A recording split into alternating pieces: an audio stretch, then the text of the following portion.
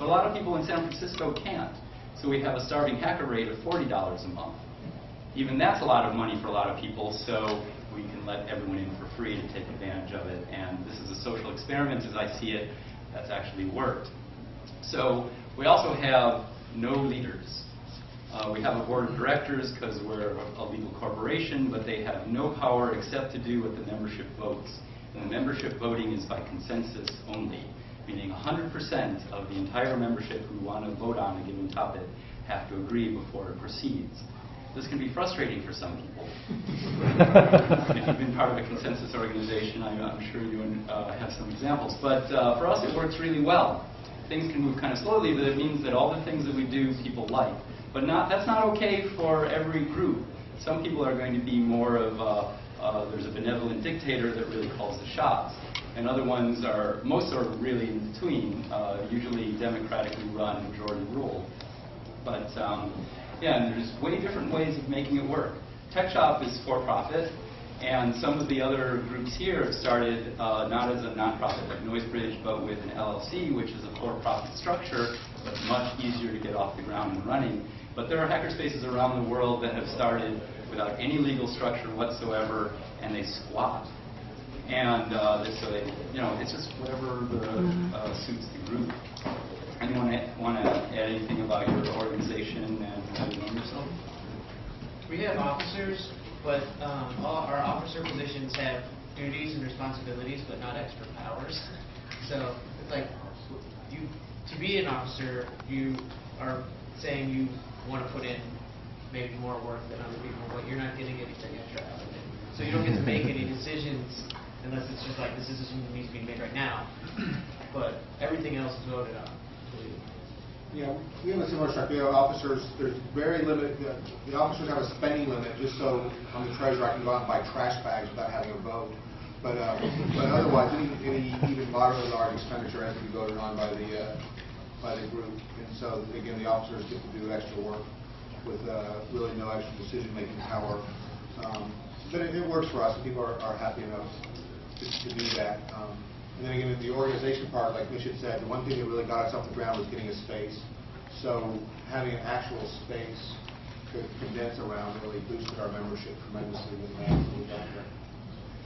Yeah, so I wish we had more time because there's like so much more to talk about, education, our failing public education system, and Hackerspace is filling in as we can.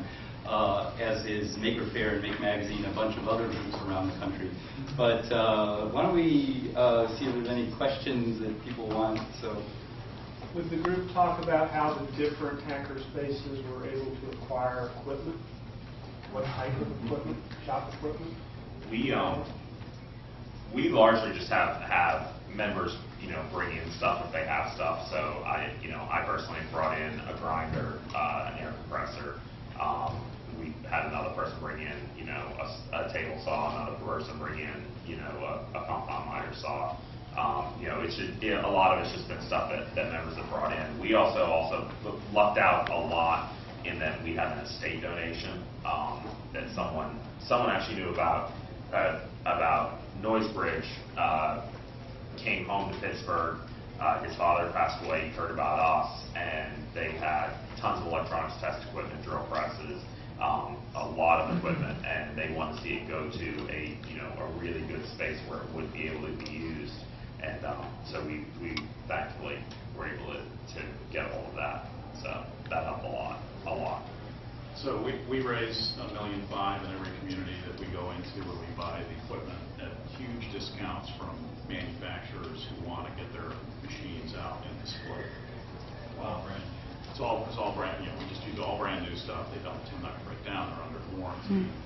We have training for our guys so they know what they do. We are a community. I mean, it's an interesting amalgamation. We're for profit. We think that's the quickest way to scale it. Take loans back to folks that we borrow from and so forth.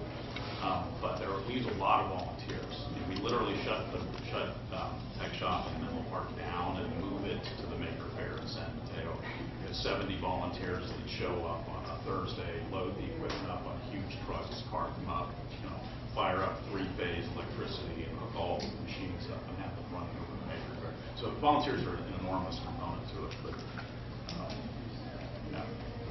You gotta have the tool, you gotta have it all. I mean, you gotta have the tools, you gotta have the community, you gotta have the space. It doesn't really matter where you start, but you gotta get them all.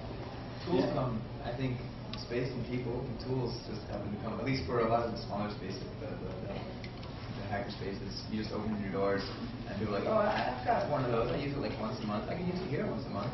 It's cool. And you just get stuff. And the problem is not having things, it's having the room for things. You're too much of it. You just show up with stuff. So, Maybe you're, oh, go ahead. So we don't have much more time, but maybe someone else can ask questions. And if you can always ask me or anyone here or at any hackerspace, we love sharing about our experiences. So just know that. So you have a question? Hi.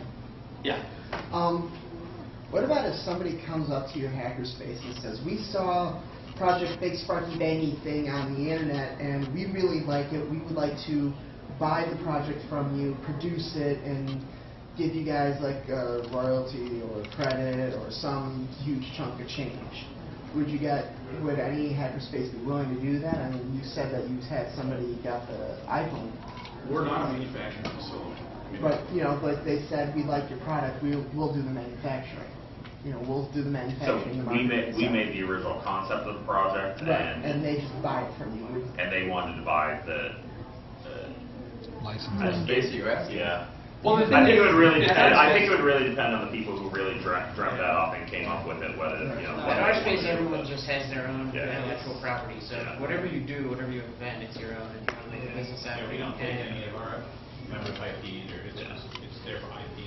They do what they want with it. Yeah. Well, I think I'd like to encourage it. I mean, like, I think if someone made something and like Tiny Sword, right? Like she made a really cool project, and now she's running a business off of it. And the idea that in these really hard times, you can do something, you can make something, you use your brain and maybe support yourself off of it, even if it's just paying your taxes for your whatever, right? Like that's awesome. And having people up as examples, that would be good. I think the MakerBot. I think the MakerBot really shows that, because those guys did make the MakerBot in a hackerspace and then actually spun that off into an actual business. The thing that's really like amazing about the MakerBot is that it's completely open source. And, like that's one thing we try to do is if you invent something or make something cool, we try to encourage people to keep their stuff under open source licenses, even though it's their choice to do what they want. But I mean, MakerBot, you can make your own MakerBot completely yourself. The designs are out there for free. It's all legal to make your own. But like they're $1 million business now. So we try to keep that in people's minds. Like, look, you can make up new stuff, and we would like it if you gave your ideas away. But it doesn't mean they're not still valuable too. Yeah, open source hardware is another whole topic that has been, really good talks by Phil Terone of Make Magazine and Lady Ada Marfree. They're really pushing the open source movement, and hackerspaces are where a lot of it's happening. Where I make a living off of my open source product, TV Gone. It took me 1.5 years of my life to make, and it's all online, and it works great for me. I make enough money to live the life I love living, and I encourage people, all of you, to look at that possibility, because we can make a living doing what we love. Hackerspaces are one of the places that encourage that big time, and a lot of people at hackerspaces are doing that. So, It looks like we're about to get over. Yeah, we're out of time now. So, I and anybody else on the panel who wants to, I'll go out in the hall and answer any questions anybody didn't get to ask or anything. So feel free, but that way they Yeah, can. A lot of spaces are kind of loose around the place, so come talk to us. Yeah. we also Thank have- you. There's business cards out there.